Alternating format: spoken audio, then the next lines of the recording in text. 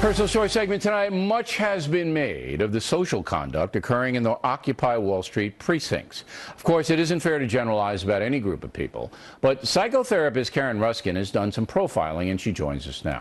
So you're not positive. You don't get a positive vibe from these people, do you? Not only do I not get a positive vibe, I'm actually extremely concerned. You see, when we feel out of control in our life, that leads us to depression. And what they're actually asking for is to be out of control. They're asking for others to take control of their life by giving me. Give me, give me, give me. Rather than self-empowerment, rather than self-enhancement.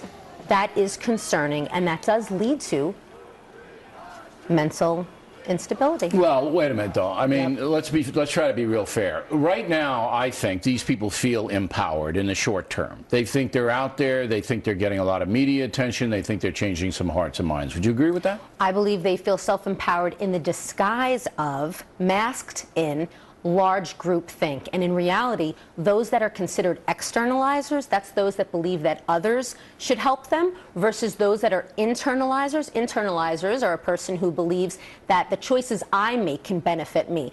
I feel self-confident and good about myself. Those that live a life of internalization are able to move forward, feel good about who they are. What about the people with the moral belief, and this is most of those protesters, according to the survey taken by Doug Schoen, that the government has a obligation, a moral obligation, all right, to provide cradle-to-grave entitlements, including a college education, for everybody. So why would they be depressed, or why would they be people on the psychological skids if that was their firm belief, and they say, you know what?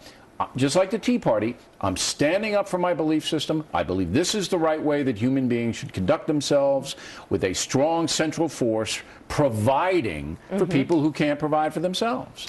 Well, that in lies the problem. To believe that there are so many people who are suggesting that they cannot provide for themselves. Well, isn't that true? We got 40 million uninsured in this country. Well, these people then should make honest choices to make an honest living. And I know that a lot of people have a problem with that. They say, no, I deserve, if I'm not making as much money as the wealthy, I should get a piece of the wealthy. Well, I agree with you that that's a destructive emotion. Yes, that if you think that the world should be fair and everybody should get the same, there have been more atrocities and violence committed in the name of that than anything else in history. But what about the people who say, you know, we're not all born, we're not all created equal, as it says in the Declaration of Independence. Some people have more aptitude than others. Look at me compared to Combs. Just a joke, just a jest. Don't get upset about that. No. But other people, they'll say, look, some people are born with high IQs, they're gifted, and other people, you're walking into the wall. That is the nature of the world, just as you have a... But aren't we supposed to be compassionate towards that don't Of course, have? Of course. Look, I'm a psychotherapist, so clearly I deal every single day with people that have problems. There is a difference between having compassion versus, just as when I work with clients, it's about self-empowerment, helping them to help themselves get to a better place. I got it. So you think these people down there are largely screwed up?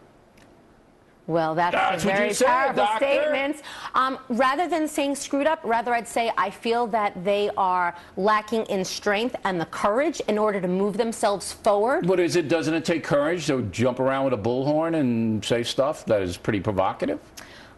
I don't think it takes courage. I think rather you feel as though you're part of a group, so therefore you feel safety within numbers, like a groupthink concept, rather than independently on your own looking within oneself. What can I do today to move forward? How can I help myself get to a better place? But the bottom line on this whole thing is you agree with me, they want your stuff. They want other people's stuff. I 100% agree with you, and that is awful for one's mental health, wellness, and well-being. Okay, doctor. Thanks very much. We appreciate it. My pleasure.